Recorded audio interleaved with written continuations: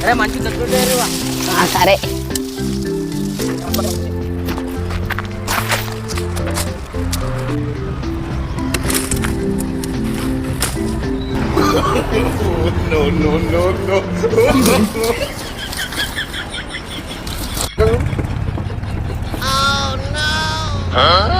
Hey ఆ కథలు నాయిరా పదరు పదరుగా hey సరే పదరుగా దర్ర పక్కకు ఇంత గ్యాస్ అయిపోయింది. ఏ నా పద కట్టెలు నాయన దర్ దర్ బైగన్